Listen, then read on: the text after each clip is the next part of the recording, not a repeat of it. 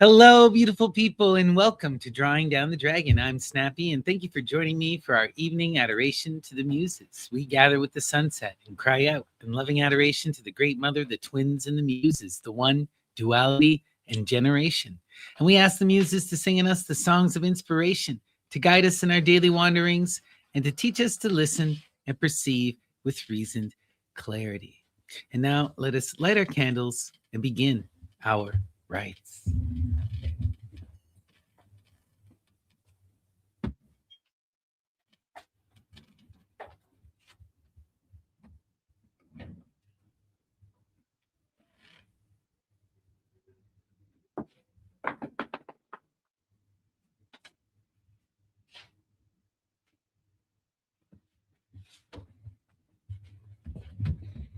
Hail Hestia.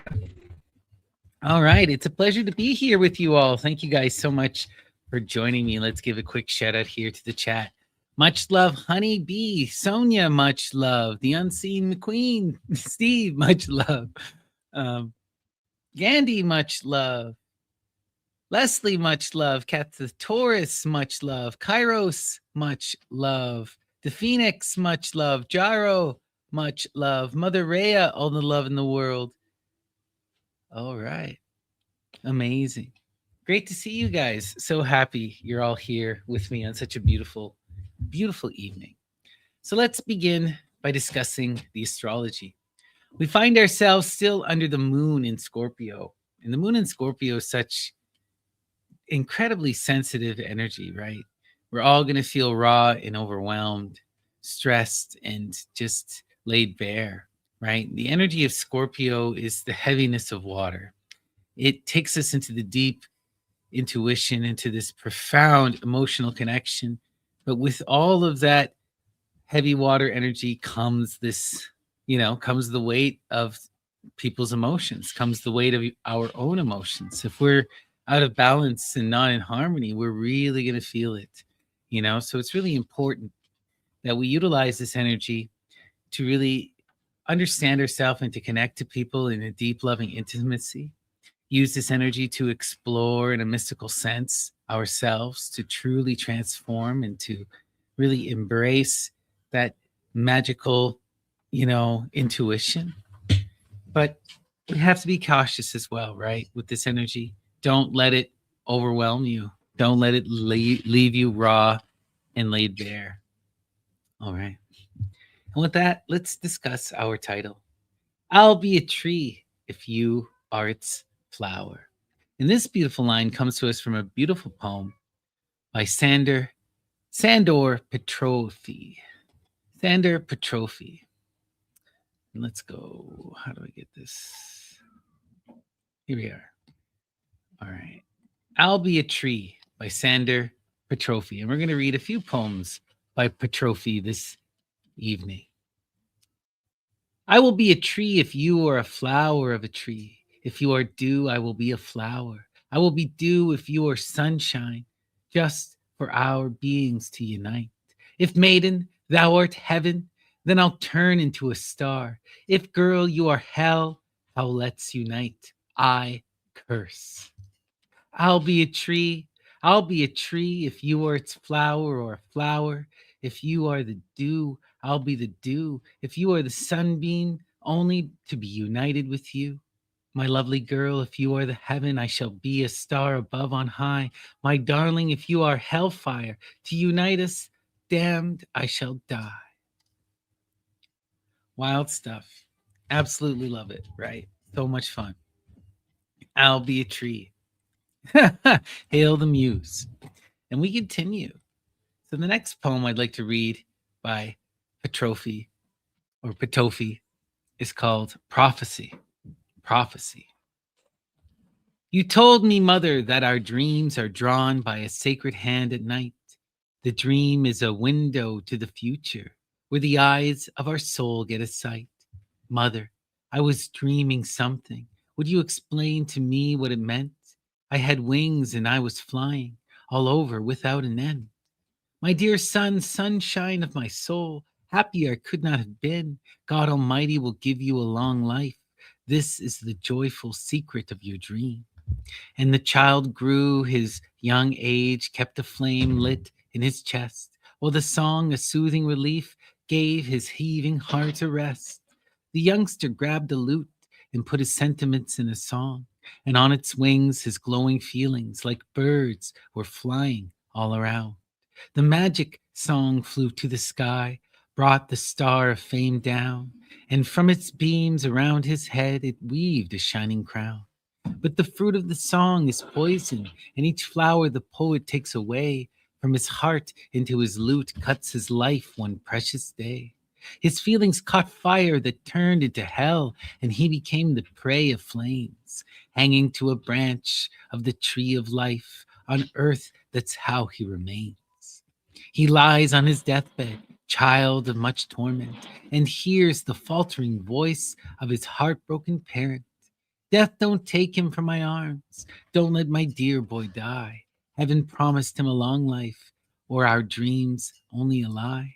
My dear mother, dreams are not lying, although a winding sheet is my cover. The glorious name of your poet's son will survive forever and ever. Wild stuff.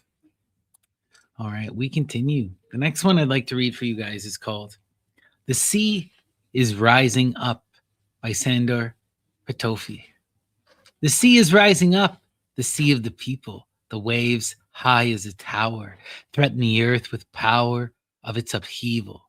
Do you see this dance? Do you hear this tune? This is how people revel while they rise and rebel. You will learn it soon. The sea shakes and roars, the ships are tossed around, masts broke and fell, sinking down to hell, all the sails torn down. Torrent, unleash your rage, release all your fume, show your vast deluge, how fierce it is and huge. Hurl to the sky your spume. Use it as a lesson to the basic rules. Though on top, this is the boatman, and down below the water, still the water rules. Hail the waters. Love it, love it, love it, love it. And the next one I'd like to read for you guys, excuse me, is called Modeled Life. Modeled Life.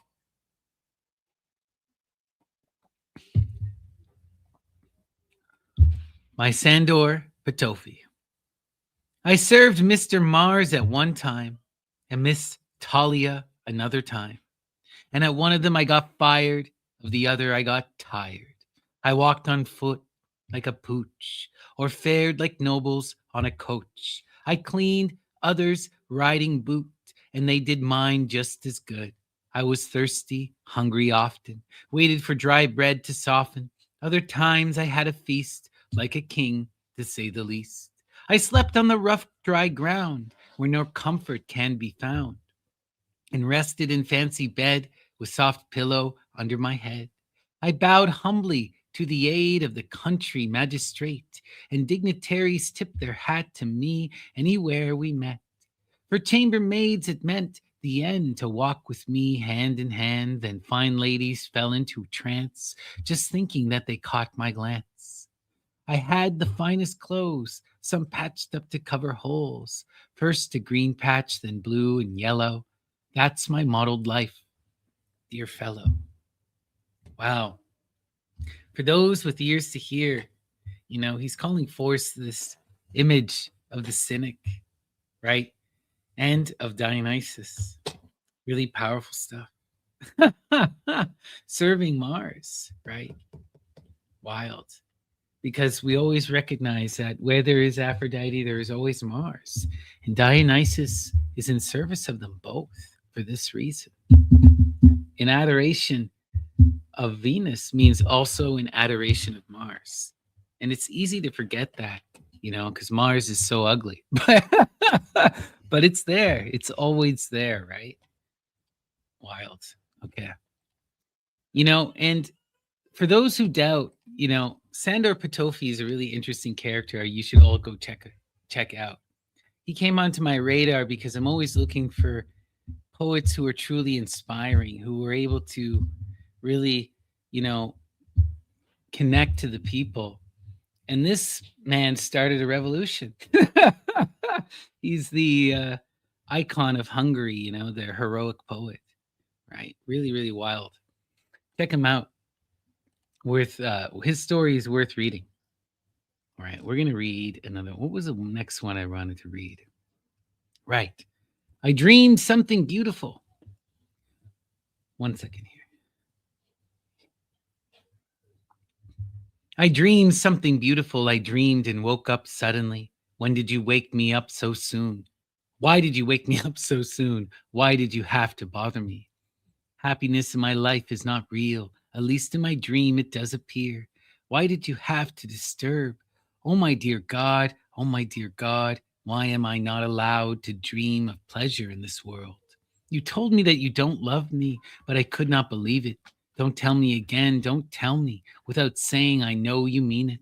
And when I'm aware that my face in your heart has no more place, stay or leave, you want me close, perhaps only to please your eyes, watching how I agonize from the torment that you cause. Oh, girl, you are so cruel. Just let me get away. We have to part forever and go our own way. I would fly from you like dust. When there is wind, fly it must to places man can never see, but I cannot move this boulder. My sadness that is on my shoulder and weighs on me so heavily. Poor me, I say goodbye to you, awful words I have to say. Why don't they die on my lips as they come out right away? I cannot just say goodbye.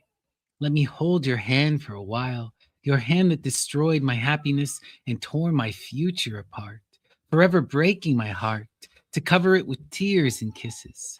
My tears are my kisses, which is burning your hand more intensely. Both tears and kisses can become hot and burn your hand immensely because they both came to life together with my fervent love and my burning heart to ascend from this glowing, hot volcano like pious pilgrims who well know that they will die on your hand. There is only one thing I ask, don't fear. It is not that you love me, only a little solace that you will keep me in your memory. How long will I stay in there? How long will you remember? If only you can find someone whose heart throbs for you and loves you as much as I do. Then I'll stay forever in your mind. But I do not wish that you should not find somebody true like me. If I would have that wish, I would not really love you. I want you to live happily. Pick some leaves from any tree. Pick those with a fresh fragrance. Weave together young green leaves. Then, when old, toss out the dry wreath that once was my remembrance. Wild stuff. To truly love something is to let it go, right? And this is a lesson that must be learned in regards to the muse. The muse comes and the muse goes at a whim. And if and when she lifts the veil is her choice, not yours. And you have to learn to embrace this and love her still, right? The eros of distance is profound and ever heartbreaking. Love it. We continue. All right. The next one I'd like to read is called The Moonlight is Bathing in the Sea of the Sky. The moonlight is bathing in the sea of the sky. The brigand is musing in the forest with a sigh. The night spread thick dew all over the grass, but there are more tears in the bandit's eyes. Leaning on the shaft of his axe, he pondered, why did I do all those mean things, I wonder? My dear mother, you always wanted me good. Why did I not listen to you when I could? I became a vagabond and left my home. I have joined robbers with whom I roam, and I am still among them. I am still the same, a menace to travelers, to my utter shame.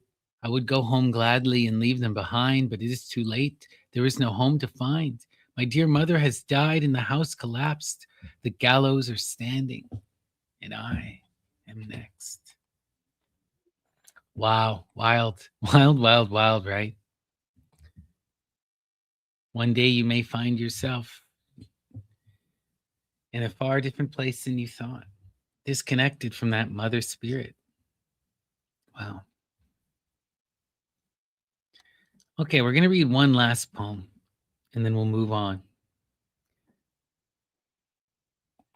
It is not possible to forbid a flower by Sandor Patofi. It is not possible to forbid a flower to bloom in spring when it has the power. Love is the flower, the girl is the spring. It blooms in spring, it is given thing. Babe, since I first saw you, I couldn't love you more. I became the lover of your beautiful soul that tenderly smiles in the mirror of your enchanting eyes. There is a secret question in my heart. Do you love me or someone else, sweetheart? These thoughts chase each other in my brain like clouds chase the sunbeam in the autumn rain. Oh, if I knew that your lovely rosy cheeks, bathing in milk, wait for someone else's kiss. In this big world, I would become an exile, or rather, desperately choose to die. Star of my happiness, shed on me some light, so that my life should not be a sad night. Love me, pearl of my heart. I don't ask for more, and I ask God to give his blessing to your soul. Wow. Power of love, right? To transform and to make life worth living. Beautiful stuff.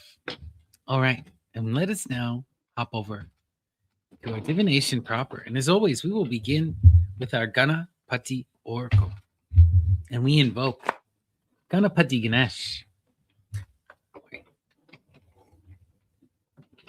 the divine child, the Lord of beginnings, the guardian of the threshold, and the master of the spirits, the Ganas. And we ask Lord Ganapati to send us an inspiring message through the cards and to help ensure that our words are heard by those who need to hear it. So, Lord Ganapati, what is today's empowering and inspiring message? All right, let's take a look.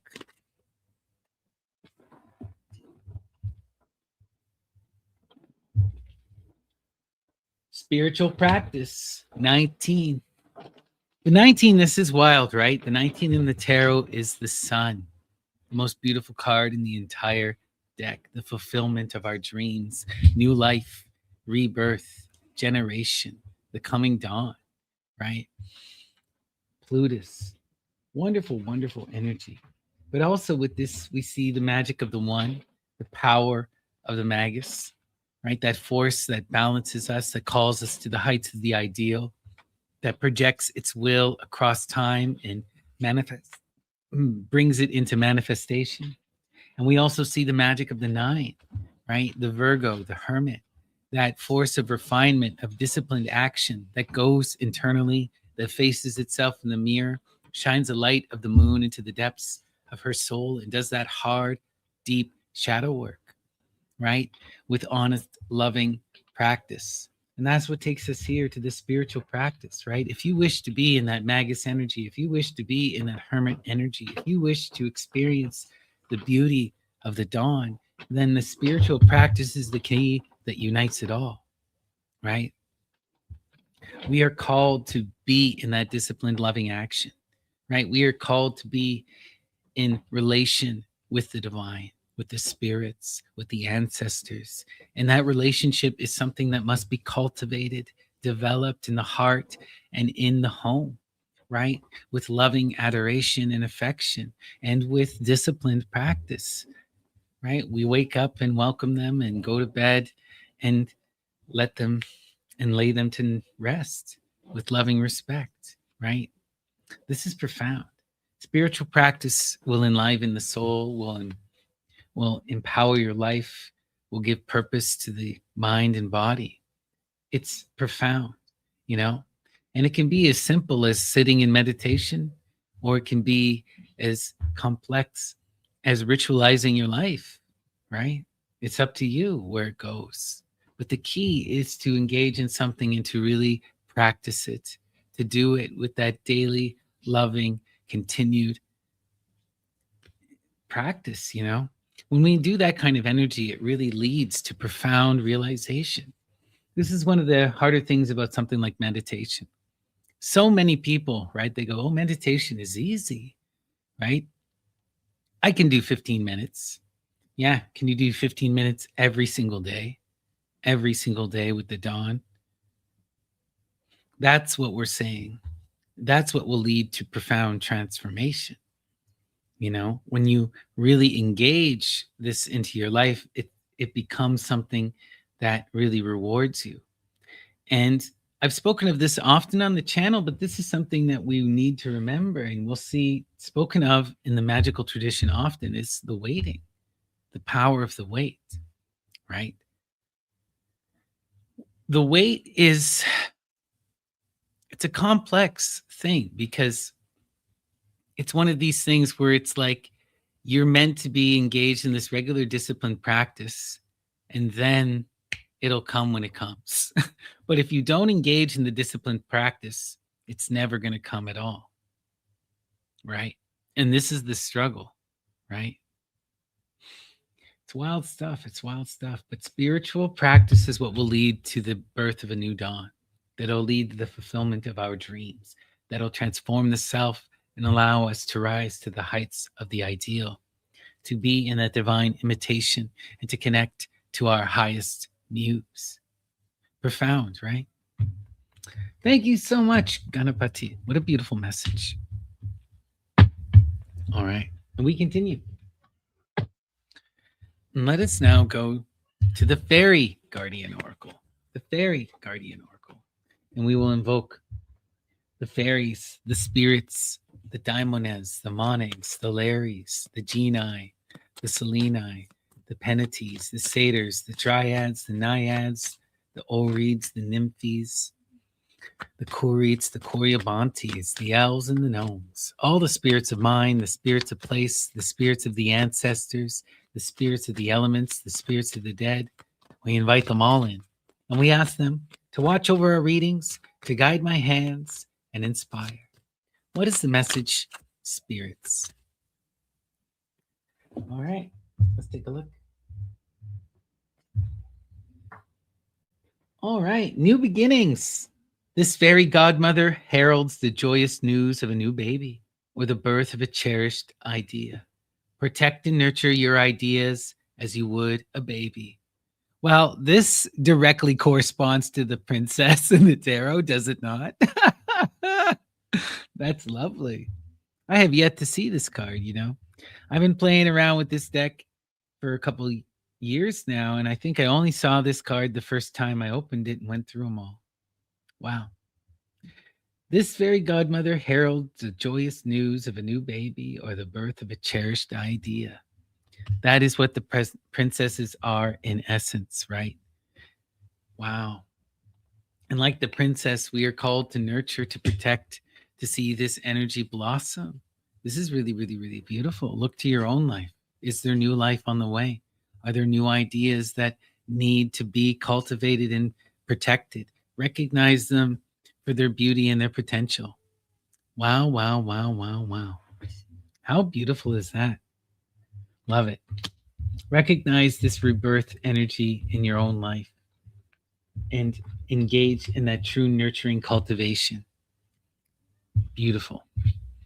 All right. And with that, we are going to hop over to our tarot proper. But before I do, please give me a like and a subscribe. It really does make a big difference. It boosts everything in the algorithm, and I would truly love and appreciate it.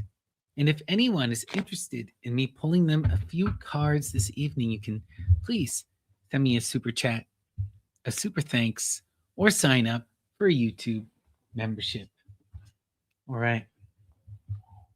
And let's see here. Today we are going to begin with the Thought Tarot by Lady Frida Harris and Aleister Crowley. And we will do a 9-card Saturn square reading. And remember, this is a community reading, so take what resonates, discard what doesn't, and trust your own personal intuition above all else.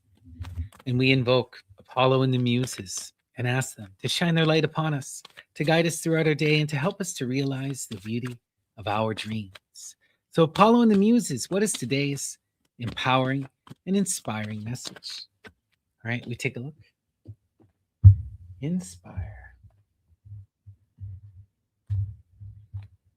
And our center card and defining image. Oof. The 8 of Cups. Oof. Right. One of the heavier cards of the minor arcana.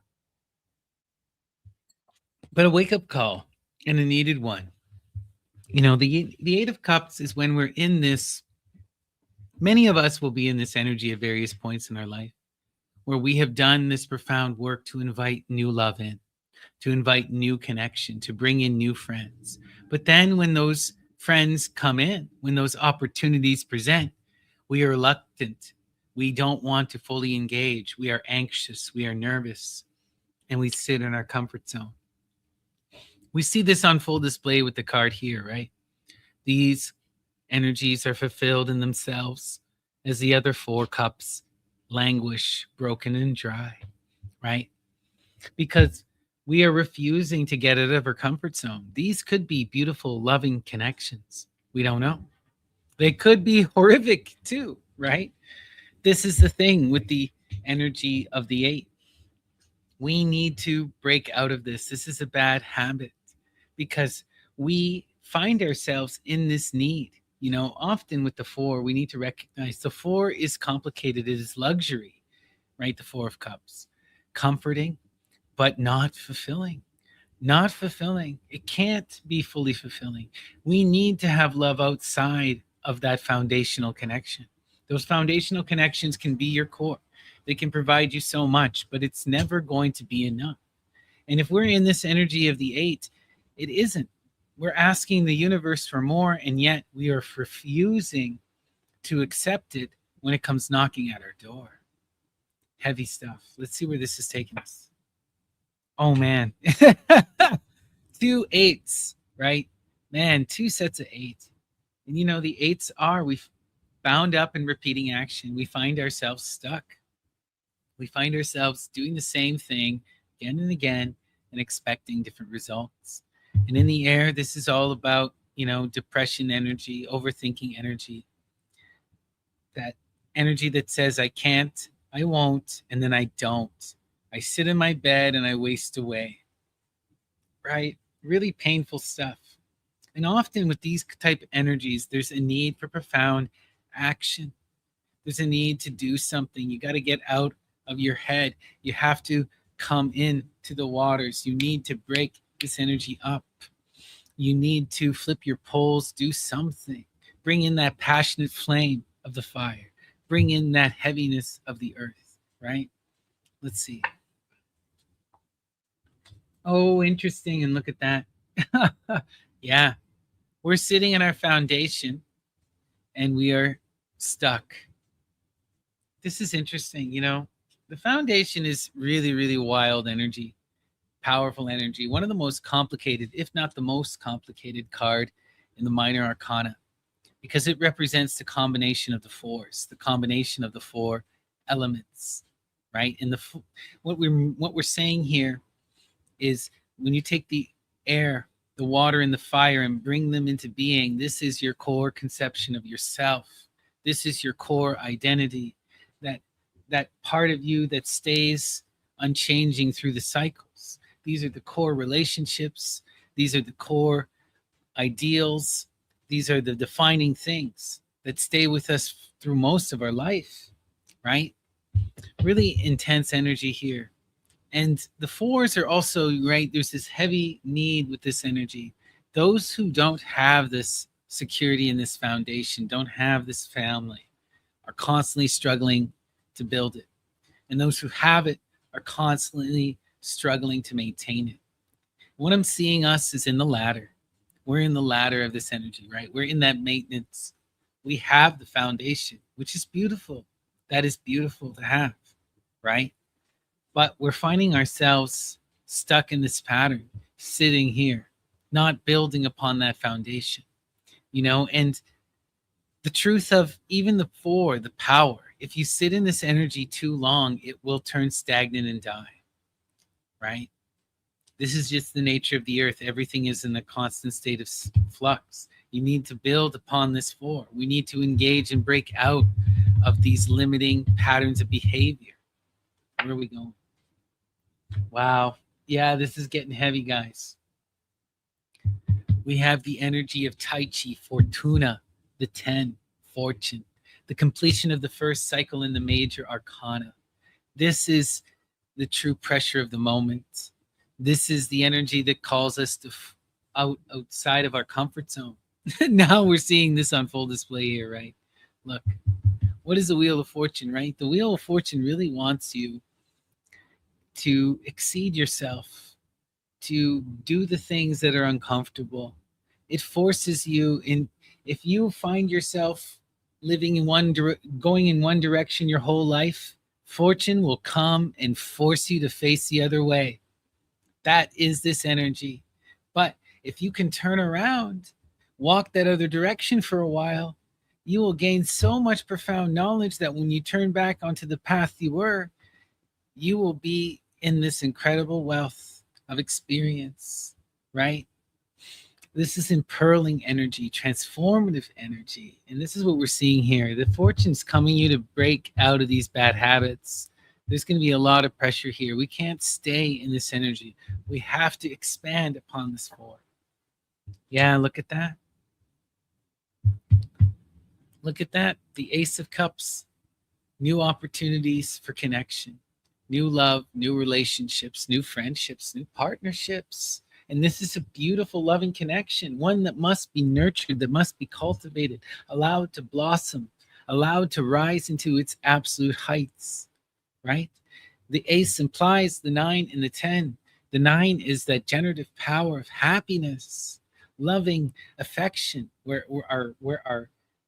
we are not only in friendship, but we are in that truly inspiring energy where our love inspires more love, inspires more love, inspires more love, paying it forward.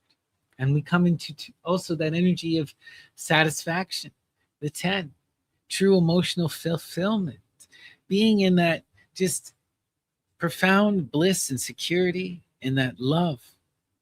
And when you're in that energy, you can really be in that charity. You can give and share with the world around you. It's profound, you know. There's so much here, but we have to face this. We have to seize these opportunities. We got to break out of this stagnant energy, you know. Recognize this opportunity, and when it comes, seize it. Imagine it into its height. Break free of the 8 and come into the 9 and into the 10. Yeah, look at this. And approach all of this with the magic of reason. The 6 of Swords is really, really beautiful. This is being in that true, profound communication, true, profound understanding, the power of science and intellect. This is the energy that calls us into the heights of humanity's understanding, that calls us to read the books, to go to the history, to listen to consensus, to see outside of ourselves, and to gain ever greater perspective, right? Really profound energy. And this is telling you, you know, if you were to approach all of this through this lens of reason, of true understanding, of facing the moment in reality with that profound authenticity, then you would understand that this energy needs to change, and you would pursue this, right? And that's what the muse is trying to show you, right? We're in this irrational pattern. We're in this overthinking, stagnant, forceful energy. We have a lot of, and we can be there because we're in this comfortable place of the 4, you know, but we don't want to stay there because eventually even the 4 could crumble. Yeah, and look, we wished for this. You know, we're wished. This is one of the hard things about the 8 of Cups, right? If the 8 of Cups is here, it's because you want loving friendship, you want connection, and yet you're afraid to fully engage. You know, the waters are complicated. It's one thing to want love, but if you sit in your, you know, this is like that trope they talk about all the time, you know, the you know, the 16, 17-year-old nerdy kid is doing all that love magic, but then never leaves his room. You know, how do you expect anything to happen if you don't ever go out and connect to people? You know, if you really want that profound love, you have to go in there. And the wish energy is so profound, right? This is the magic of Aquarius, the energy that calls us into the heights of the ideal, into that connection with the ancestors, that calls us to cry out in loving adoration, in desperation. You know, this is the energy of Demeter calling the Kori back to life. Really, really wild stuff, but it's that energy that takes us through the cycles, that brings us into profound love and reason. Wow. And we have another 4 here. Part of this, I think, is also recognizing, love, we're building upon these 4s. We're building upon these energies. We're not allowing these energies to trap us. This is why the 4s are so complicated. The 4 is kind of like the first time in the tarot where you can have this real balance between being truly, truly good and truly bad, because that foundation can also sometimes be that imprisonment, that thing that holds us back. This comforting energy can be so comforting that we don't ever want to get out of our comfort zone. But we have to understand this, see the reason here, recognize what we're doing. We're sitting in this energy while all these other cups are stagnant around us. Wow. And look, we're showing up as the Knight of Discs. Now we're seeing why this is so hard. The Knight of Discs is the fire of earth. Beautiful energy. Probably my favorite of the knights, if I'm being honest. This is the practical person, the one who is really engaged in that providing energy, in the craftsmanship energy. They seek to build the foundation. They seek to provide for the family. They do their hard work with their hands. They're engaged in that true skill and mastery. Really, really powerful energy, the Knight of Discs, but they lack the water. They struggle in the water. They struggle in this energy of connection. And we're seeing, right? They build this foundation in order to come into love, and they've gained that 4, but moving beyond this is a struggle for them. Moving beyond this is a challenge for them. They've invested so much time and energy in building this 4. Now it's hard to build upon it. That's what I'm seeing here. This is often an energy we see with the Knight of Discs, because the Knight of Discs, that 4 can be such a heavy thing to create that it requires that single-minded focus. And then when you finally build it, you get stuck in that maintenance energy, right? In our modern society, we often see this as the height of achievement. But as you see in the tarot, this is just the 4. You still got a ways to go. There's still so much more to life than that, But it's beautiful, this reading, I think. Ultimately, we're seeing this profound knight. They've come into this energy, which is beautiful. You've achieved so much, and you should be proud. You have that love. You have that security. You know yourself, and you have built this for yourself. But in order to move beyond this, you need to put yourself out there. You need to break free of these limiting energies. You need to face yourself with true reason, make the wish, and rise to the moment. When the opportunities to meet new people and to make new friends come, you have to seize them, right? You have to seize them. It's so easy to get stuck in the 4s. This is often what we see, You get stuck in that. The 4 is comfortable. It's comfortable. It's not satisfying, but it's comfortable. But yeah, beautiful read, right? Okay, Knight, make that wish. Build upon your foundation. Engage in loving connection with the people around you. Come into reason. Complete this cycle. That's the message. All right. How beautiful. And once again, if anyone would like me to pull them a couple cards, please send me a super chat, a super thanks, or sign up for YouTube membership.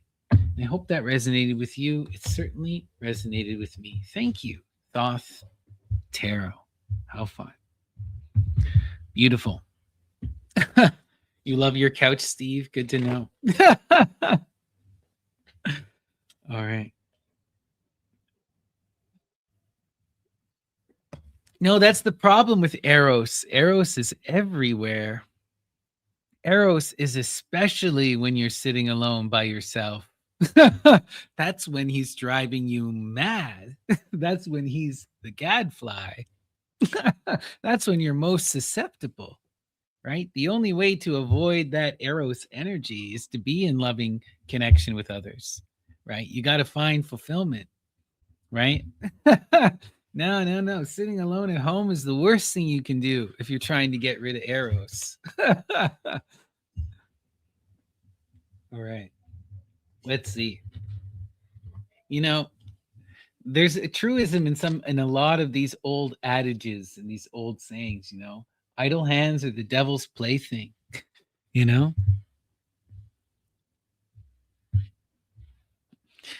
yeah, Kairos, that's very true. People can stay in that four energy and not notice. The heaviest four for that is the Four of Wands completion, right?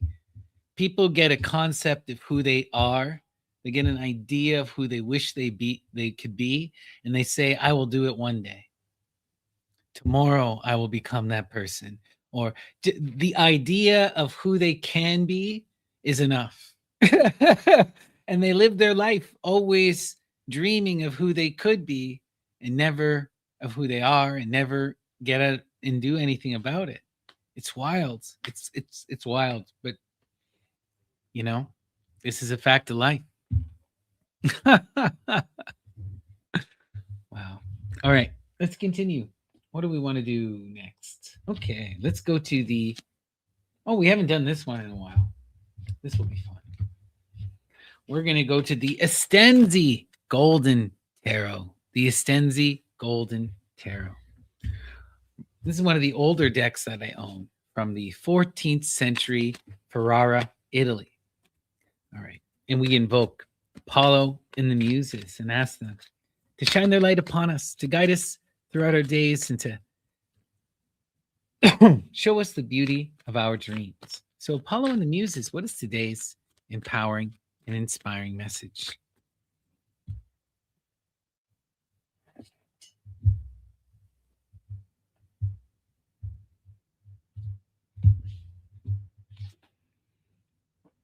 Okay, in our center card and defining image, we have Temperance.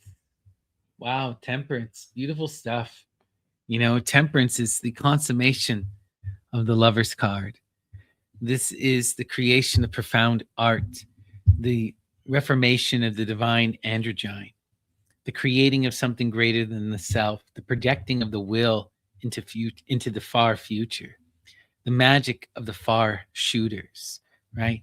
When we see this energy, we really need to be in that profound cultivating energy, in that creative power, really in this mindset of creating something that is greater than the self, really working towards something that will manifest into the far future in that generative work. Wow. What do we see here? All right, we have the Knight of Wands. The Knight of Wands, the Prince of Wands. Interesting. The Prince of Wands is the heir of fire. The heir of fire. And this is the reckless youth, right? Like all of the princes, they represent transitive energy. The princes are struggling to find their place in reality. These are people who are caught up in what they should do, who they are, where they need to be. They're caught up in the heights of the air. And with the Prince of Wands, with the heir of fire, this is someone who's in that passionate, idealistic energy. These are often artists and activists. They seek to really make an impact, to transform, but they find themselves, not in flow, not grounded in the earth.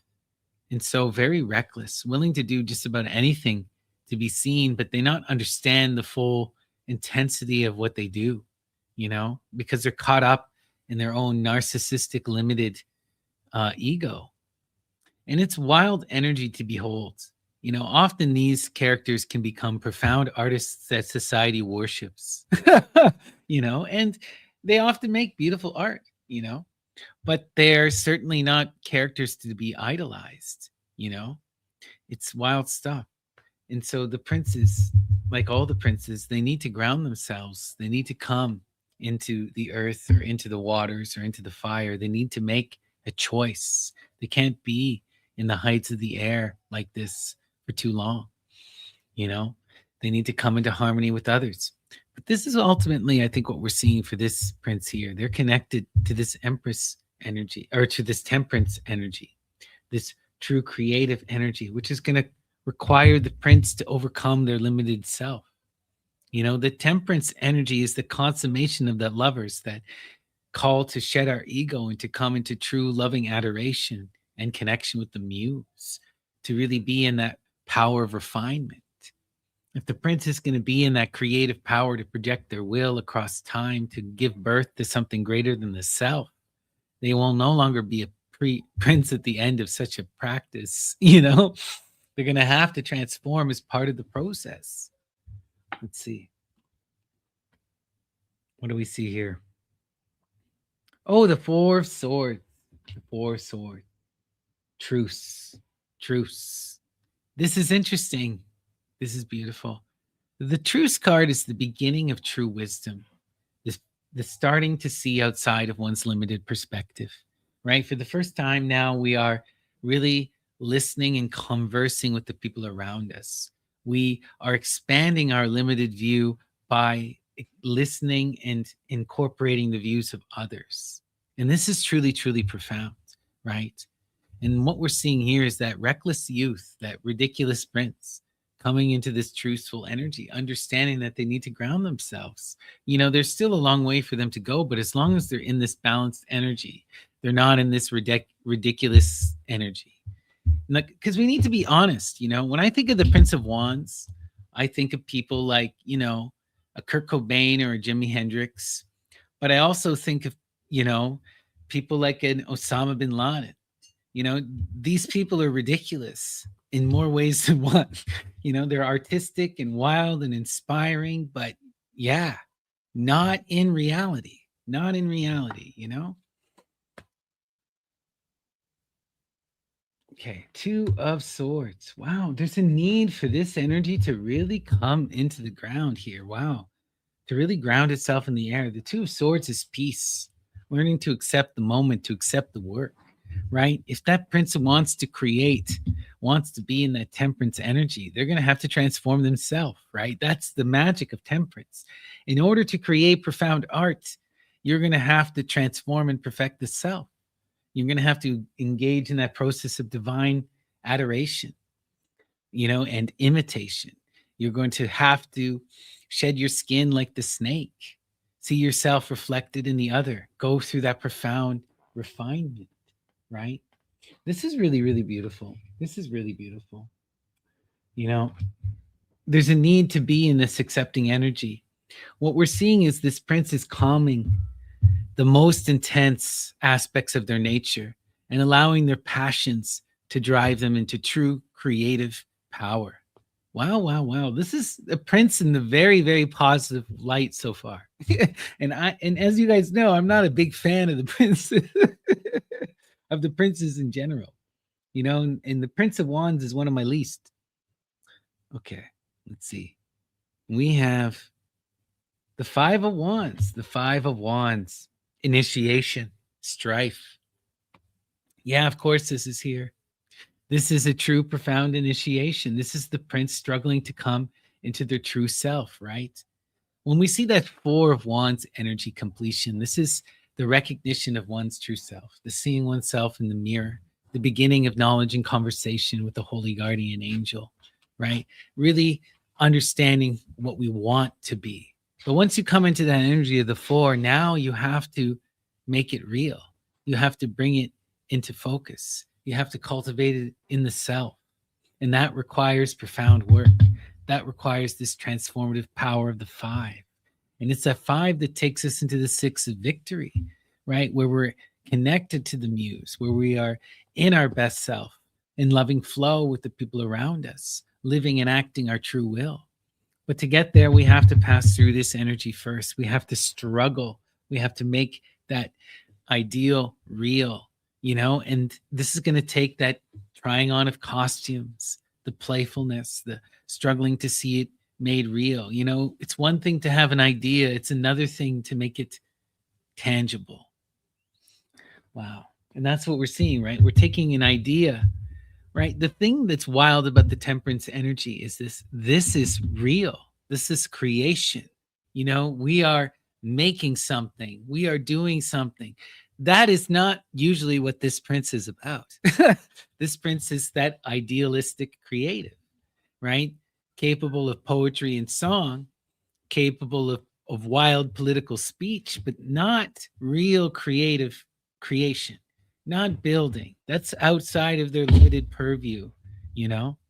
But what we're seeing is them called into this energy, right? And to get there, to get into that true creative energy, they're going to have to create the self, you know? They're going to have to become their best self, break out of this prince energy.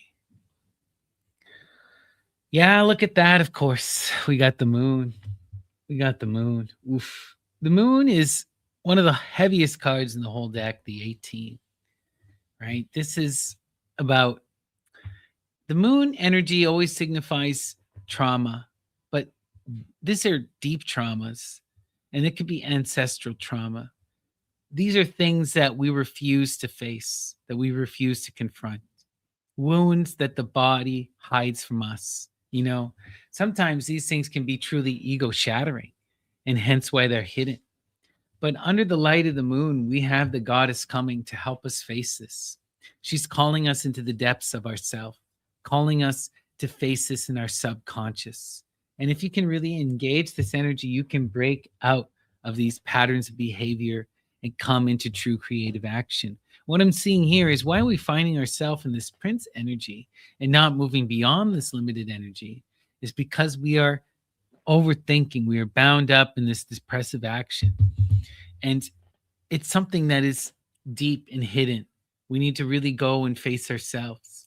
We really need to talk with the people around us, and this is where that initiation lies. Until we face this energy, we can't really become our best self. The moon energy is also, this kind of, it influences our actions. It keeps us in this secure place, right? There's so much fear here that we find ourselves, just not only in this, we find ourselves in this deeply painful repeating action, and we refuse to move beyond it. And we can't fully comprehend why, because we're unwilling to face the problems.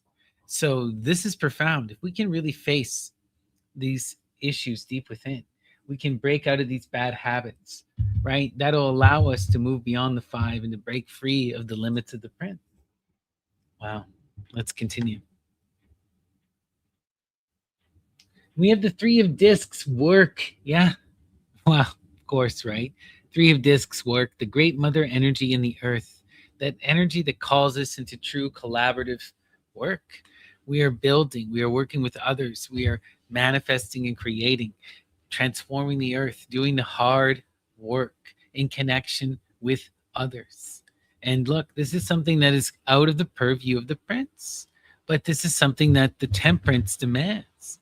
For what the temperance creates is real, tangible, here and now, real profound art, And to do that, we're going to have to be in that collaborative energy.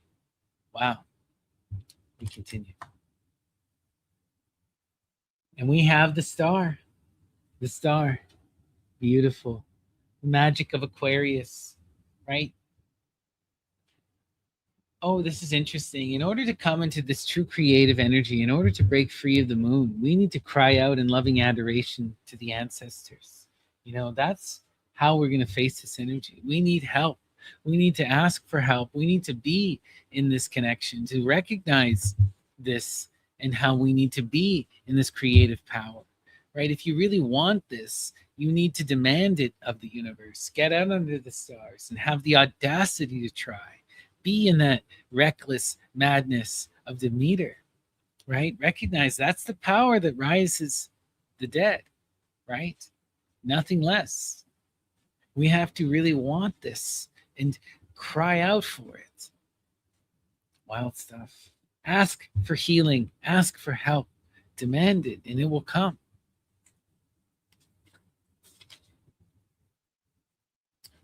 All right. In our last cup, we have the page.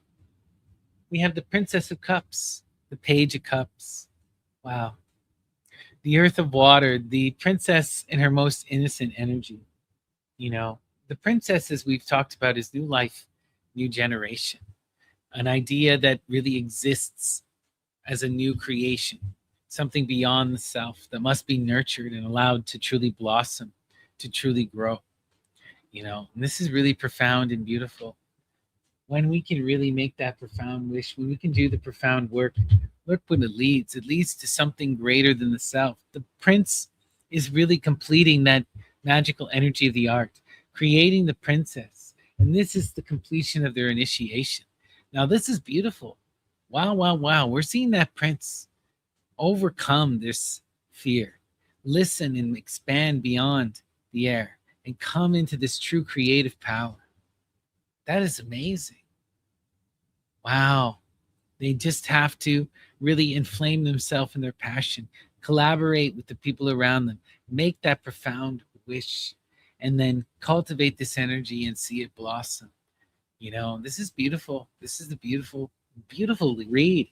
It's not often that you see a prince doing something like this, but I don't see them remaining a prince very long. Wow. Love it, love it, love it. Really engage in that true creative art and allow it to give birth to a new idea, right? Break free of bad patterns and see yourself in this creative prospect. Wish for it, give birth to it, make something truly beautiful. That's the message. I hope that resonated with you. It truly resonated with me. And thank you so much, Estenzi Tarot. Love it. All right. And once again, if anyone would like me to give them a 3-card reading, you could please send me a super chat, a super thanks, or sign up for a YouTube membership. Okay.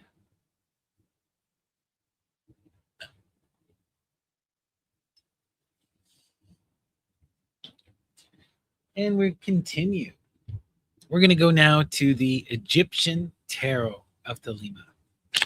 And we will once again do a 9-card Saturn Square community reading. All right. And remember, with these community readings, to trust your intuition above all else, to take what resonates and discard what does not. All right. And we will be using the Egyptian Tarot of Thelema by Oliver St. John. And we invoke Apollo and the Muses and ask them to shine their light upon us, to guide us throughout our day, and to help us to realize the beauty of our dreams. So, Apollo and the Muses, what is today's empowering and inspiring message from the Egyptian Tarot of Thelema? Inspire. Center card and defining image is the Ace of Discs. Wow, new opportunities in the earth, new beginnings. This could be new work, new job prospects, an opportunity to really create something. When we see this energy of the ace, we always have to reach out and seize it and recognize that the ace implies the height of the cycle and the end of the cycle, the 9 and the 10. And in the earth, this is the power of true gain, of wealth and abundance. And the 10th, completion and accomplishment, truly creating something, truly having that profound abundance and power of the earth. This is really magical energy. When you see this opportunity, you have to recognize that it can take you to that height. And if it can take you there, that's the one you need to seize and build upon. Wow, wow, wow. Where do we go from here? Oh, we got Sokar, the moon. Heavy stuff, right? Oh, sorry, death. What am I talking about? So Scorpio, death. Wow, wow, wow. Yeah, death, right? This is interesting because the death is a metamorphosis, a transformation, right? This is the crossing of the threshold. The 13 takes us to the 4, the heavy energy of the crossroads, right? The profound 4 elements, the point of access in the earth. And this is all about metamorphosis, a new beginning. If we engage this energy of the earth, we're going to leave our old self behind, right? There's a new opportunity here, but it's one that's going to lead to a profound metamorphosis, one that requires us to go through that crossing of the threshold, to leave this past self behind and to create the self anew. Wow. Yeah, and look at this. This is really, really wild. The Princess of Discs. Like all the princesses, right? This is new life, new ideas, that which exists of its own accord, that must be nurtured and allowed to blossom, to come into itself, right? There's so much power, potential, and motion here, infinite potential. And she is also the one who sits upon the throne of Malkuth, who takes the ace to its ultimate completion.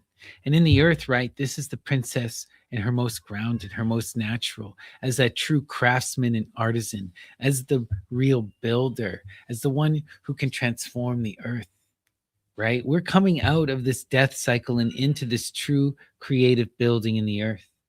And it will lead us to the heights of wealth and abundance. Wow. Where do we go from here? Interesting. The King of Swords, right?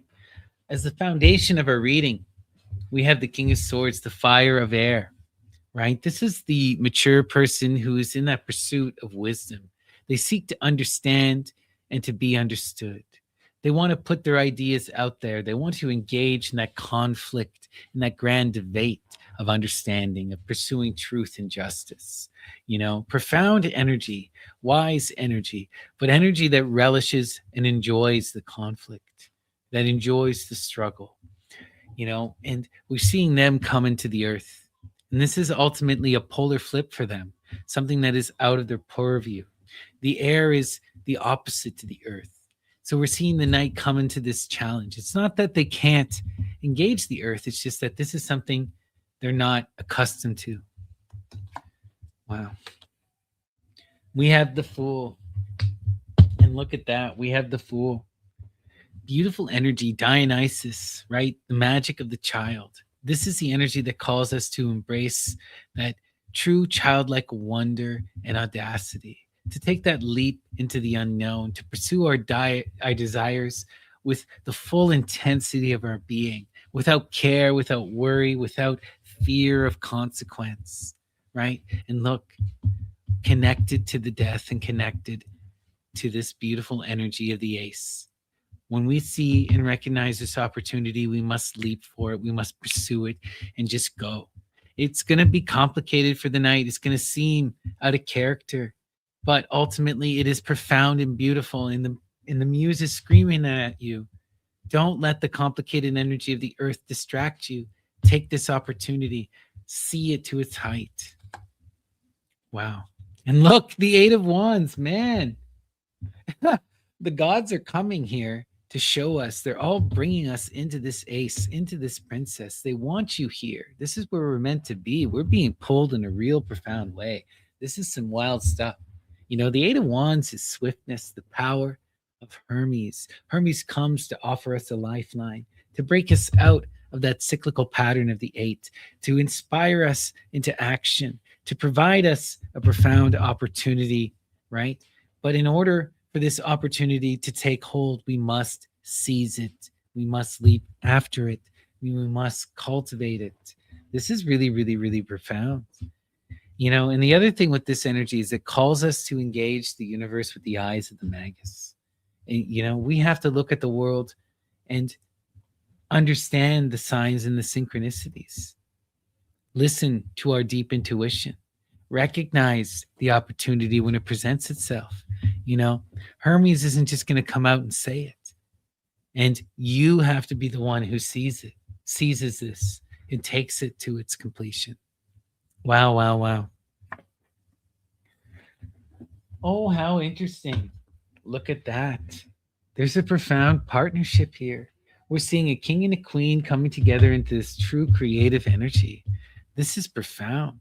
We have the Queen of Wands, the water of fire, the queen in her most artistic, right? These are the people who wish to inspire others through communication and connection, through beautiful creative works.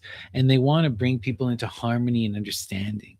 When I think of this energy in the height of the ideal, I think of people like Frida Kahlo, people who challenge our concepts of beauty, who force us to see things through a new lens, to unite us in understanding. but who do it through the perception of the beautiful. Really, really profound stuff. And I'm seeing that Knight of Swords connecting to this queen, coming into this creative energy and giving birth to this profound princess. Wow. And look at that. We have Isis, the 9, the Virgo, the Hermit. This is the energy of true refinement, of doing the hard work, right? We are called to pass through the death, to engage the earth, but also to empower and transform the self, to take this opportunity to really be in this true engagement energy where we are building and working to come into loving harmony, right? We recognize this energy as the goddess's Psyche, that one who goes through the trials and tribulations, who passes through the earth and underworld, but eventually rises to the stars to be with her lover Eros in the crystal's palace. And she does it on her own, through her own empowered, refining, hard work energy, right? Really, really, really beautiful stuff here. Wow. Oh. And we've got the 9 of Cups, Rapture. Rapture. Wow. The 9 of Cups. That's beautiful. The 9 of Cups is this really, really beautiful, generative, loving energy that just brings us into such profound connection. This represents true love, true friendships, true partnerships, and we're also inspiring others, bringing in that paying it forward, flowing energy, right? Look what that princess is going to generate.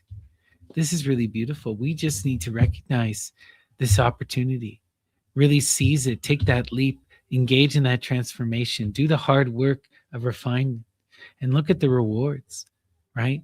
Coming into love and connection with the princess and the queen, and truly engaging in that happiness, material happiness and abundance. Wow, wow, wow, wow, wow. This is a really beautiful read. That knight just needs to look for the signs. And when he recognizes them, take that leap and start building. Face the death head on, transform, connect to that queen, manifest that princess in profound happiness. Love it. Excuse me. Sorry about that. And love it, love it, love it. Thank you so much, Oliver St. John. I hope that resonated with you all. It certainly resonated with me. Beautiful.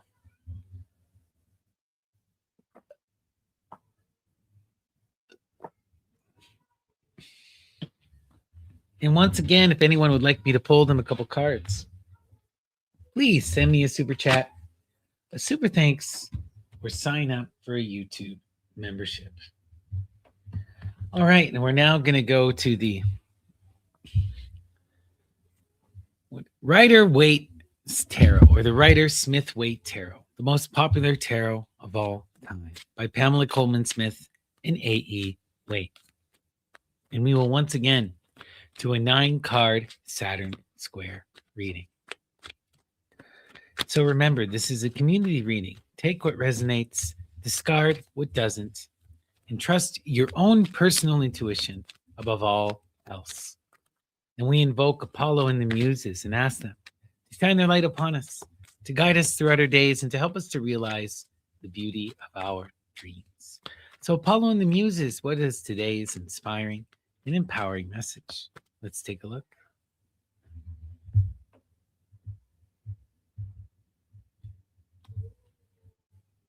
All right, our center card and defining image is the Emperor. Wow, heavy energy, the power of Zeus, the one who comes to build the foundation.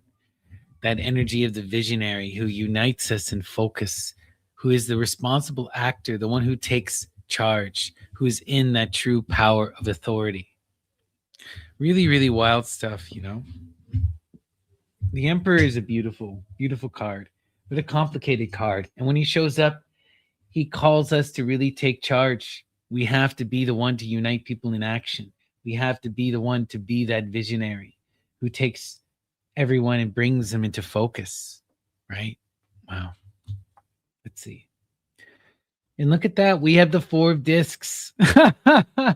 That's wild. The 4 of discs foundation. The emperor comes to build the four, and here we see them building the four. The four of discs is cultivating a foundational energy that allows us to truly blossom. This is our core sense of being, the consummation of all of the other elements, the water, the fire, the air, coming together in being, right? So this is beautiful. We have that empowered foundation. We are in this emperor energy. We are constructing for the self. Wow. And look at this. We have the three of discs work. And we're in this generative power, right? Not only are we balanced in the earth, but we are building and we are growing, right? This is really, really mature, empowered energy. We are showing up in this real, powerful building kind of way. You know, the three of discs is the great mother energy in the earth that calls us into cooperation, into connection with others, to really build and to create together. Let's see. The King of Cups. Interesting. Okay, we're showing up as the King of Cups. And the King of Cups is the fire of water. This is the person who's really trying to come into loving connection with the people around them. They really want to manifest community, to defend community, to live for community, right? This is the classical knight that wants to save the princess, you know, the deep romantic, right? But they're also caught up in all this passionate energy. And for all of their romanticism, there's this wild narcissism.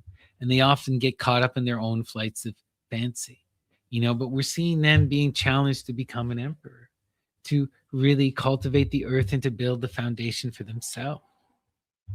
Let's see where this is going. Yeah. And in order for that knight to become the emperor, to really take charge and to build this foundation, they're going to have to face the elemental waters, the primordial waters, the hangman, the 12.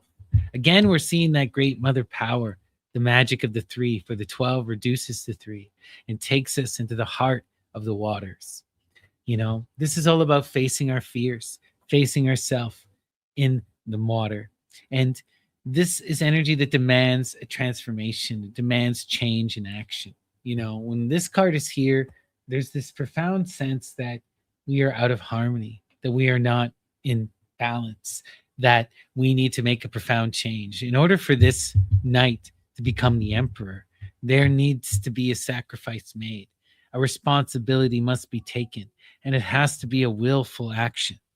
But look, if this king can face himself in the water, if they can take responsibility, then they can transform into that profound emperor and they can build the foundation for themselves. And that is powerful and beautiful. Wow. And look at that. We have the Page of Swords. The Page of Swords. The Page of Swords, the Princess of Swords. New life, new ideas, right? That which has a life of its own. And with all the princesses, these energies must be cultivated, allowed to blossom and grow. And here we see this energy in the air. The princess that comes to bring a new empowered idea, to pursue justice, truth, and honesty, to plant that seed in the earth and to see it blossom. You know, that knight needs to protect and do the hard work to uplift and manifest that foundation for the child. What we're seeing here is this king, you know, they're showing up in a mature way, in an empowered way, but not enough. If they really wish to do what's best for that child, to be in that true work, to be in this power foundation, they have to recognize their limits, sacrifice, and do what's necessary to become a profound emperor. Wow, wow, wow. That's beautiful.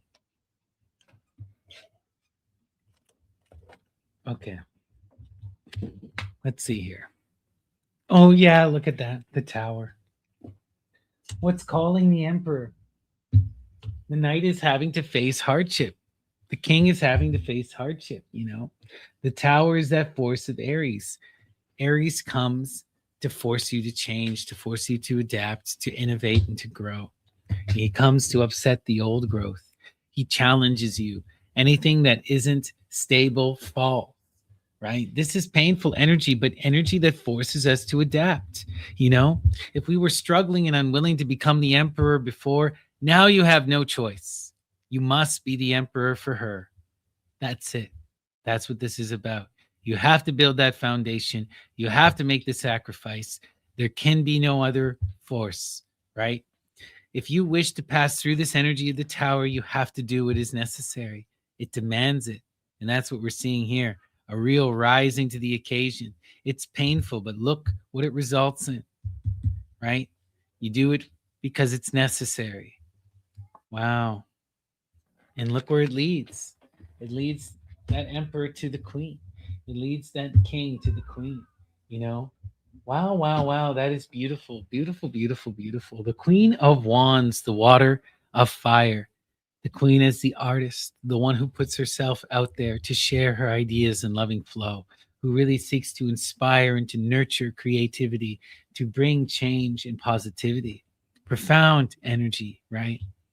And what I'm seeing is the knight, the king of cups, connects to that queen when he becomes an emperor, when he builds that foundation.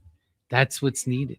If he wishes to be with that queen, that beautiful artist, then he's going to have to protect that princess, do the hard work, and become the emperor. There's no other way, right? That's what the water demands. That's what the force of Aries demands. And this is the thing. Can you rise to the occasion? Can you be the authority and the visionary in your own life? Wow. And look what it results in. Not only do you connect to that beautiful queen, but you come into the magic of happiness, right? True, loving, expansive flow. Having yourself fulfilled emotionally, having friends, having material value, having everything you could want and more, and inspiring and connecting to others. Wild, wild energy. When you can face the water and become the emperor, look what you manifest. You just have to take charge of your own life and do the hard work. Be that emperor, right? The princess needs it. The queen demands it. Aries is forcing you. Rise to this moment and overcome and reap the reward.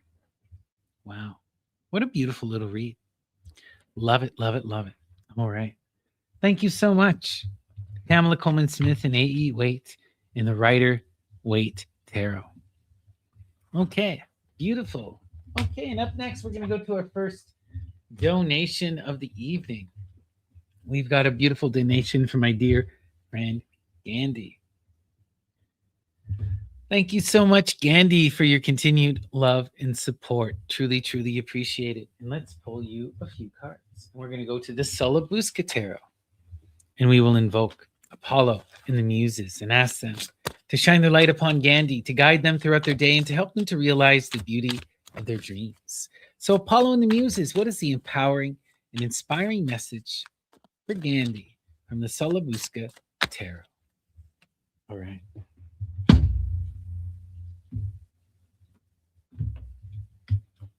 Our center card is, all right, we have the Ace of Wands. The Ace of Wands.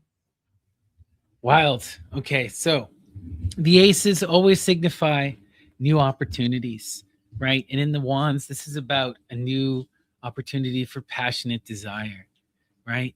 There's something you want here that's going to really inspire you into action, into creativity. And when that spark hits, you have to seize it and recognize, right? The ace implies the 9 and the 10. And in the wands, right, this is that energy that brings you into profound strength, that energy that allows you to endure, to overcome the hardship, to be yourself. And the energy of the 10, breaking free of the chains, being in that true loving acceptance, recognizing yourself in the mirror and being satisfied in the moment. Profound energy here. Wow. And we have the 5 of discs. This is an initiation, Gandhi. This is, wow. The 5 of discs, right? Worry. Being called to really build in the earth, struggling to build in the earth, you know. There's a relation here. Whatever you desire is calling you to have to build in that creative output. You're struggling to come into success. You're struggling to come into completion. And there's a need to inflame this work with that passionate desire. When these are united, you can transform that 5 into the 6, right? Recognize that desire and allow it to inflame you in this passionate creative action. Okay. And we have, excuse me,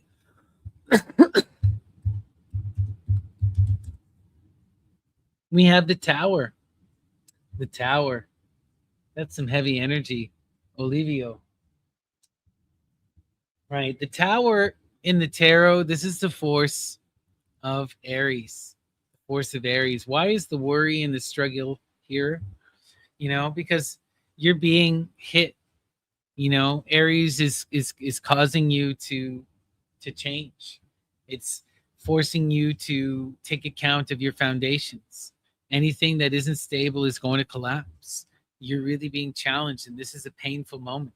The worry is justified, but ultimately we have to move beyond the worry. The worry is not balanced. And if you're in this energy, right, and you continue to be in this energy, the tower can really cause you to collapse. So the muse is calling you to recognize that passionate flame within and to inflame yourself. You have to be in that passionate action. That is what's going to carry you through the tower. That's what's going to bring you out of the worry. Really recognize that spark of the muse and connect to that. That's the message. There's a lot of heaviness here, Gandhi. A lot of heaviness. You're being challenged in a serious way. But if you can really dig in the earth, you can really inflame yourself and your passion, you can pass through this tower and you can rise to the heights. That's the message. I hope that resonated with you. It certainly resonated with me. Wow. Wild stuff. Okay.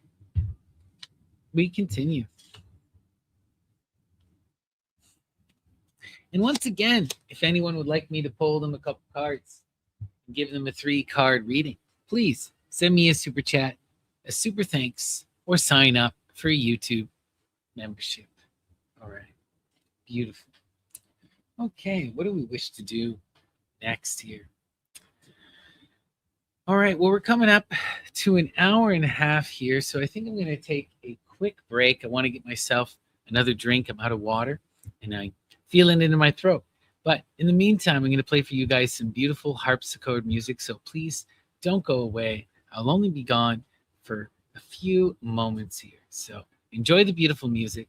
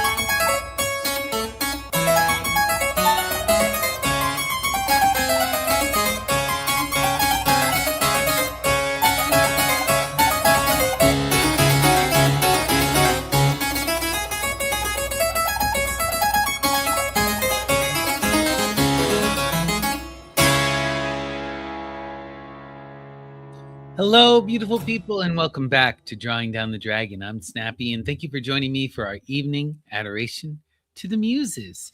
And wow, it looks like we got a few donations while I was on intermission, and I hope you loved the beautiful music and poetry and imagery. Oh, glad you liked that, Veldane. All right. So first here we got a donation from the wonderful Cat. Thank you so much, Cat the Taurus, for your continued love and support. And let's pull you a few cards. All right. And we will, of course, go to the Thoth Tarot by Lady Frida Harris and Aleister Crowley. And let us invoke Apollo and the Muses and ask them to shine their light upon Cat, to guide them throughout their day and to help them to realize the beauty of their dreams. So, Apollo and the Muses, what is the empowering and inspiring message for Cat the Taurus? All right, let's take a look. Muses inspire. Our center card in defining image is the Five of Wands. Strife, right? Initiation. Wild energy. This is the call to become your best self, to move beyond the energy of the Four of completion and into the power of the Six of victory. This is about realizing your dreams, manifesting your empowered self image, coming into who you wish to be. Wow. Where do we go from here? Yeah, we have the magic of the Fool, the windbag, Dionysus, the primordial elemental air. And when we see this energy, you're called to take that leap into creation, to pursue this profound energy with the full intensity of your being, to just be in this with that childlike wonder and audacity, without a care, without a thought, without a worry, without concern. All the energy of the Fool is interested in is the fire. They have the sun in their genitals as they pursue that flame into creation, even though it rips them apart. And that's what this is about. The Muse is telling you this is what's most important. Focus on this empowered energy. Come into your true self. Yeah, you wished for this. You wished for this. This is a long time coming. This is not just an easy realization. You've been in this energy for a while. Oh no. Oh wow. Oops. Okay. 1 second here. Let me try to get something to clean up my Christmas eggnog. Okay. Excuse me, everyone. Sorry about that. 1 second.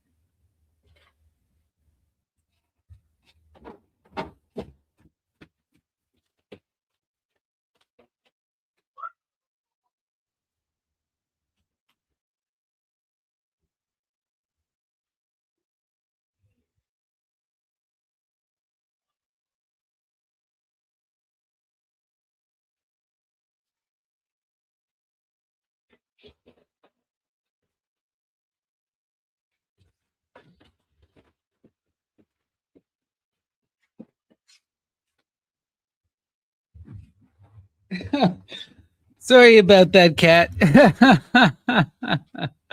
All right. Well, you got the energy of the air here, which is so amazing, right? Okay, don't be crying over spilt milk. Yeah, no crying. Say la vie, say la vie. But yeah, we continue. So, Kat, the energy is clear here. You need to be in that pursuit of your highest desires. Think about what you want most of all. Think about what you want most of all in life and take that leap after it. Empower yourself in this, right? Inflame your life in this. Don't worry, just do. That's the message. All the love to you, Kat. Beautiful. All right. And we have another donation, this time from our dear friend Gandhi for the beautiful honey bee. All right. Wonderful. And we will, of course, once again go to our Thoth Tarot. Oh, it's no worries, Kat. These things happen. I'm the klutz. You shouldn't be apologizing.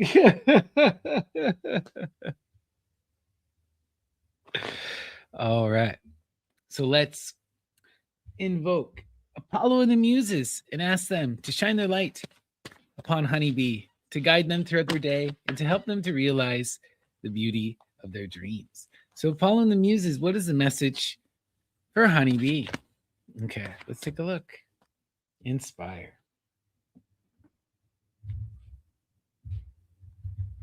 Okay. Wow. The sun. Here comes the sun. How wonderful, right? The sun is beautiful. This is the 19, the most beautiful card in the whole deck, right? This is the birth of a new dawn, new life, new beginnings, new realizations, the coming into our true dream fulfillment. Wow, wow, wow. And look at that. We have Libra adjustment, right? In order to come into this magic here, we have to be willing to make the changes that are needed. You know, in order to really fulfill this, there needs to be a deep mystical thinking about this, right? Libra calls us into the heights of the air to recognize the people around us, to be in loving communication, and to be in harmony. We have to be our best self in true virtuous energy, and we have to stand up for ourselves and the people around us, willing to come into true empowered justice. And justice requires work, it requires a willingness to change, it requires deep reflection and conversation, true understanding, right? Really, really beautiful energy. And we have the six. Wow. The six of success. Look at this. Wow. No wonder the sun is there. The key here is for you to be in this true community flow, pursuing justice and truth and harmony, right? Being willing to make the changes that are needed, being willing to listen to the people around you. And when you can engage in that profound energy, you will come into not only success, but new life and generation, profound magical fulfillment. What a beautiful little read. All right. Thank you so much, Gandhi and Honeybee. I hope that resonated with you. All the love in the world. Very, very positive, I must say. Love it. Okay. And with that, I think we're going to hop over to our magical sortes. Beautiful stuff. Okay. And the sortes is a form of bibliomancy, that is divination through literature. And it comes to us from the Greco-Roman tradition. And we invoke the goddesses of inspiration, the divine muses, and ask them to send us an inspiring message through the text. And today we're going to begin with Women Who Run with Wolves by Dr. Clarissa Pinkola Estes. So Muses, what is the message from Dr. Estes? Inspire.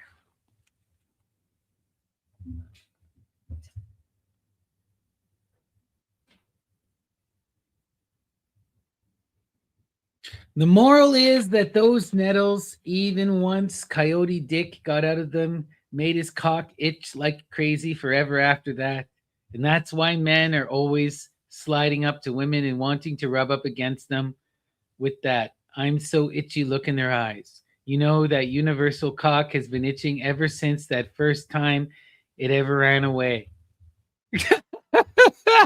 What the hell am I reading? Oh, gosh. I don't know what it is about it that struck me, but we sat there in her kitchen, shrieking and pounding the table till we had practically lost all muscle control. Afterwards, the sensation reminded me of having eaten a big bite of good horseradish. This is truly the kind of story I think Bubo told. Her repertoire includes anything that makes women laugh like that unrestrained, not caring about showing your tonsils, letting your belly hang out, letting your breast shake. Wow. Oh, wow. Wild energy. Okay. Let's continue. Okay, up next, we've got a beautiful donation here from Ozone Mama. Thank you so much, Ozone Mama, for your loving support. And let's give you a good sortes.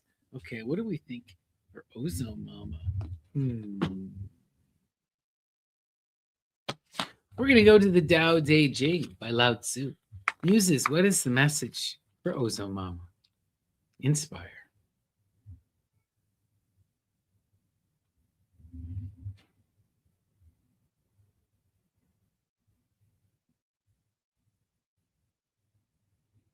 While the gentleness I can be bold. With that gentleness I can be bold. With that economy I can be liberal. Shrinking from taking precedence of others, I can become a vessel of the highest honors. Nowadays, they give up gentleness and are all for being bold, economy, and are all for being liberal, the hindmost place and seek only to be foremost. Gentleness is sure to be victorious even in battle, and firmly to maintain its ground. Heaven will save its possessor by his very gentleness, which protects him. Wow. Remember the power of gentleness. Remember that it is gentleness that is always the ultimate victor. Interesting. Oh, wow. Okay. Up next, we've got Veldane. All right. Lamia, great queen, what say you? Okay, let's give you. Oh, you're going to invoke Lamia. We're going to have to go to Homer, I think. Let's go to the Iliad. All right. Okay, Muses. What is the message for my dear friend Veldane from the Iliad of Homer? All right, let's take a look. Inspire.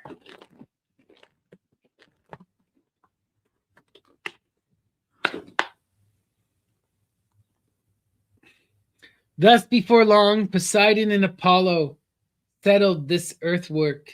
Now, though on both sides tumult and combat raged around the wall, whose tower beams rang from battering.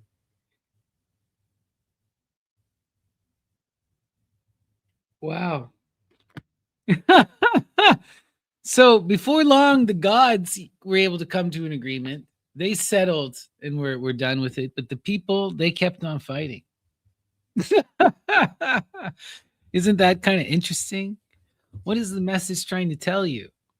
You know, recognize the ridiculousness of humanity and our willingness to be engaged in things far beyond reason, far beyond even what the gods would be willing to entertain. Interesting stuff. All right. Thank you so much, Veldane. All the love in the world to you. Truly, truly appreciate it. Okay. And let us continue. Up next, we're going to go to, let's see here, Paradise Lost and Paradise Regained, Milton. Muses, what is the message for Milton? Inspire. Of nature's works to me expunged and raised, and wisdom at one entrance quite shut out. Of nature's works to me expunged and raised, and wisdom at one entrance quite shut out. Wow.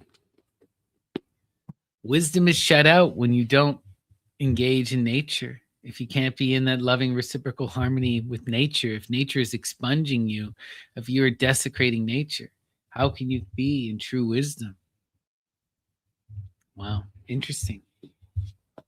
All right, we're going to go to Don Juan by Bernard Shaw. Don Juan in Hell, right? Muses, inspire.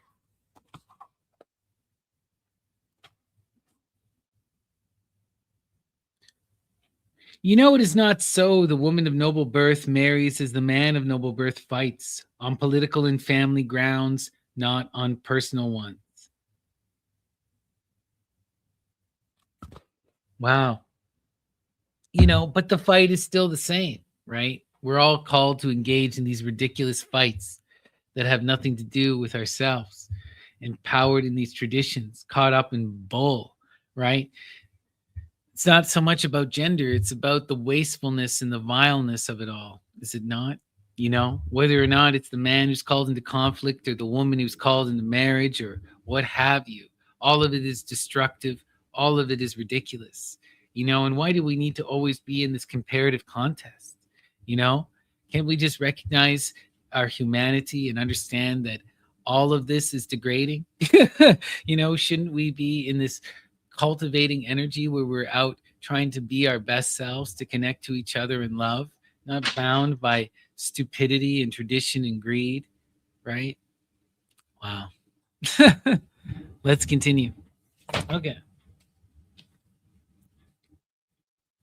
Let's see. What do I want? We're going to go to Lewis Carroll. Alice's Adventures in Wonderland and Through the Looking Glass. Inspire.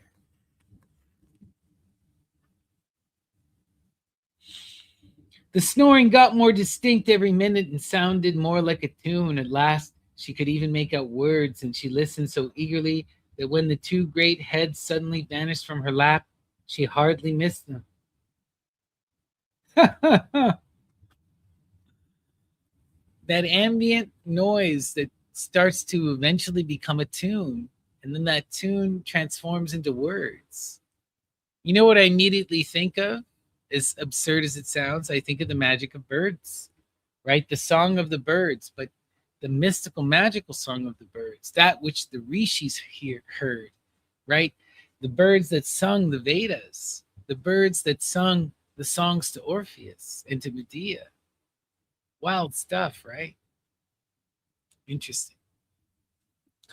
All right. We continue.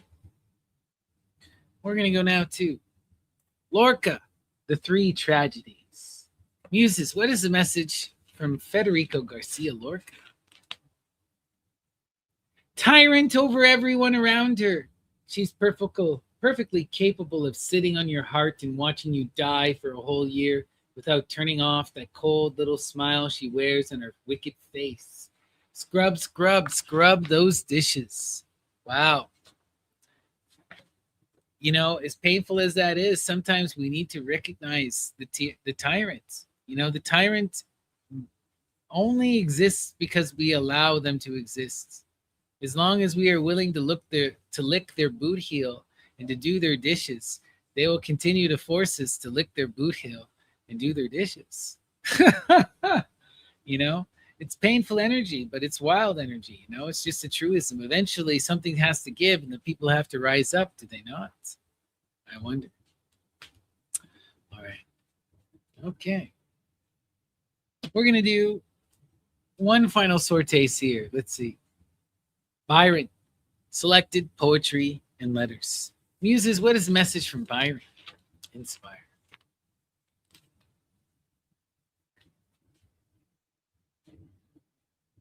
The love of power and rapid gain of gold, the hardness by long habitude produced the dangerous life in which he had grown old, the mercy he had granted oft abused, the sights he was accustomed to behold, the wild seas and wild men with whom he cruised, had cost his enemies a long repentance, made him a good friend, but a truly bad acquaintance. Wow. The love of power and all this greed, all of this wealth, right? All of this violence. What did it lead to? Not much of anything, right? Not much of anything. Oof. But there it is. All right. And with that, I think where do we put that? Hymns of Orpheus. Oh, I don't know where that book is now. Okay. Things got moved around on me, and I'm not sure where my hymns of Orpheus are, but we will read a beautiful hymn of Orpheus tomorrow, so I apologize. And with that, let us say our prayer, and we're going to call it an evening. All right, everyone. Thank you guys for joining me. Much love to everyone who donated. I truly appreciate you all.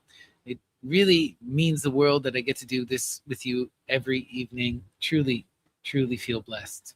All right.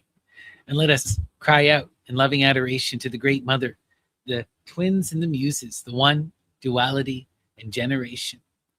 And we ask the Muses to sing in us the songs of inspiration, to guide us in our daily wanderings, and to teach us to listen and perceive with reasoned clarity. Thank you all for listening. Peace and love. Now let us float our candles and end our rites.